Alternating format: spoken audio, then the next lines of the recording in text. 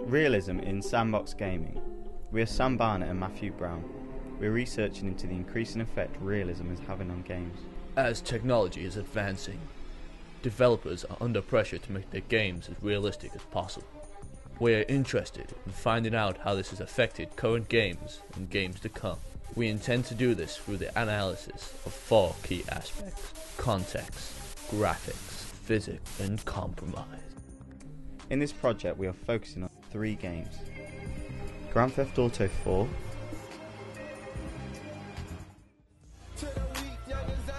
Saints Row 2, and Crackdown.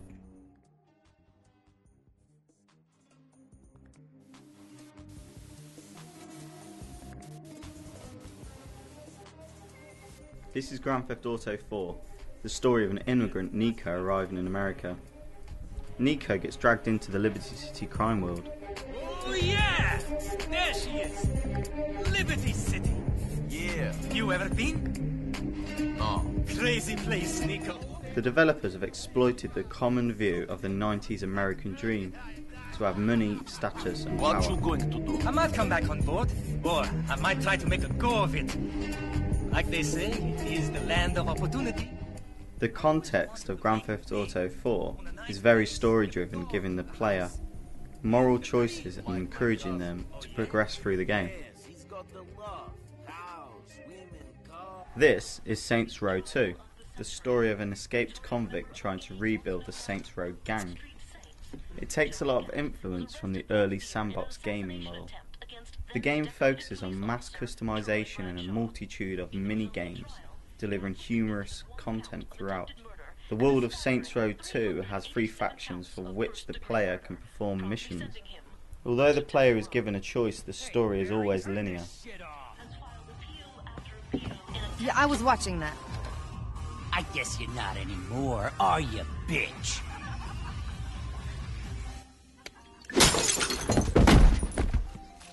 Could you turn the TV back on?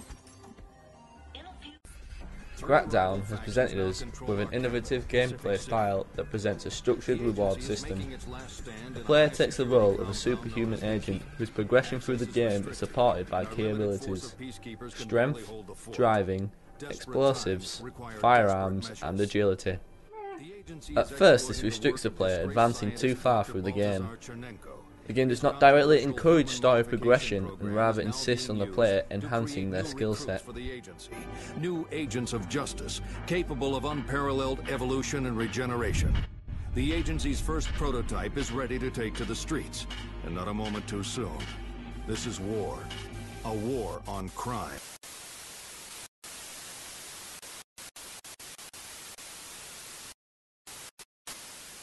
GTA 4 has used a very powerful engine called Rage, Rockstar Advanced Gaming Engine. With this, Rockstar Games has recreated the City of Liberty, previously in other games in the Grand Theft Auto franchise. What's most noticeable with GTA 4 is the use of high polygon count models. This mixed with the high definition textures and model deformation creates a much more aesthetic look. With over 100 artists on the development team, we expected a little more colour in our environments. However, this is the effect of realism. This lack of colour is justified by the story-rich content. If Nico's surroundings were bright, clean and happy, then the surroundings would detract from the nature of the game's narrative. This realism is justified to engross the player in the game. Violation Studios, a developer of Saints Row 2, used the middleware Havoc physics engine. The characters, environment and lighting are all noticeably less advanced. However, the developers have recreated an older ethos of Sandbox games. Colourful and bright surroundings do not detract from the game's story and actually encourage it. The effect of realism here is less serious and more about eye-catching gameplay. Anyone hit and need a lawyer? Real-Time Worlds, the developer of Crackdown for the Xbox 360, used the Renderware 4 engine to create Pacific City, a fictional modern metropolis protected by superhero-esque agents.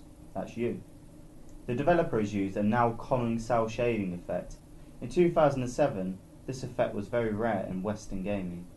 This effect enables the comic book style story, giving the graphics an engrossing feel. It also allows a detachment further from realism. If the graphics were like GTA 4, bounding from building to building would look photorealistic, but would detract from the game's comic book feel.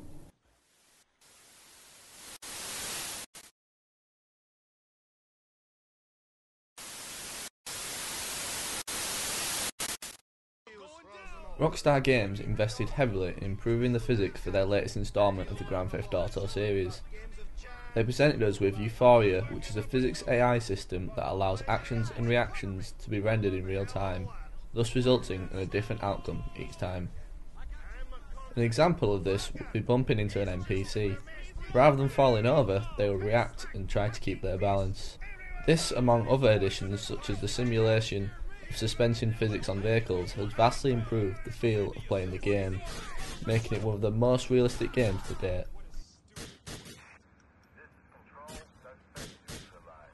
Saints Row 2 has incorporated a multitude of animation walk cycles and basic suspension physics alongside classic ragdoll encounters.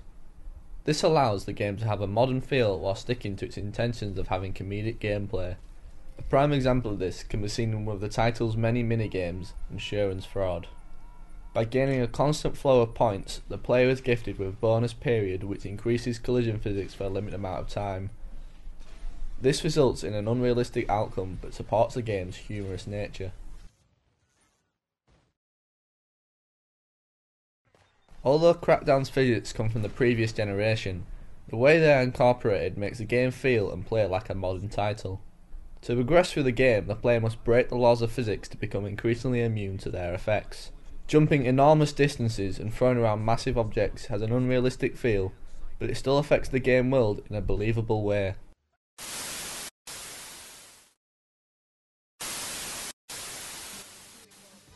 Rockstar Games had no limitations in development, meaning the game took over 4 years to make and was the most expensive piece of media created at launch. This allowed the developers to set the standard for realistic games of the next generation. This being said, there are still some areas of the game that don't meet the expected standard, but this is expected considering the game almost bankrupted Rockstar. Minigames used for socialising such as darts and bowling have an unfinished feel, as if they were just thrown in at the end. Rather than focusing on the graphical look of the game, Violation Studios went back to the roots of Sandbox gaming in an attempt to give the player freedom of customization. This vast customization allows the player to create detailed characters, modify vehicles and organise gang members. Saints Row 2 features a large number of fun and challenging minigames. These minigames increase replayability and also add a pick up and play element. The biggest compromise Violation Studios made was not updating the physics and graphic aspect of the game. In our research, we found the majority of players thought the graphical feel of the game complemented the humorous gameplay, thus making the compromise pay off. 2007's Game of the Year was Crackdown. Real-Time Worlds took a new approach to sandbox gaming. They rewrote the approach to open-world gaming, focusing a lot of attention on the vertical aspect of the game. This thinking set a new standard in the sandbox genre, paving the way for Assassin's Creed and Prototype. This focus on gameplay left a big hole in the game. Although there is a serious storyline at times, it can be so non-linear that it loses its value. When limiting the player's progress through the game, developers only had the agility skill to work with, resulting in the player often advancing too far too quickly.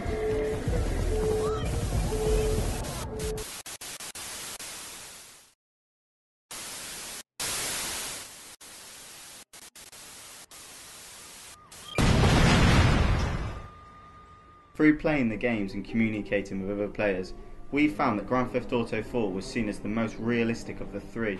While Saints Row 2 delivered the funniest gameplay and Crackdown set the standard with its innovative ideas, we found that there is a thin line between realism and fun. Although they can go hand in hand, developers often focus on one aspect alone.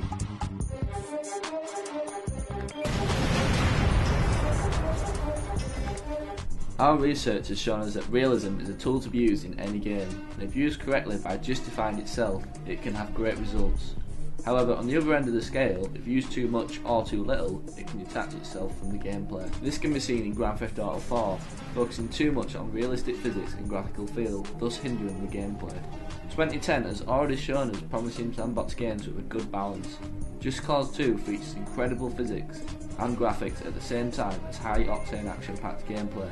It allows the player to exploit these with seemingly impossible stunts, resulting in a creative and fun experience.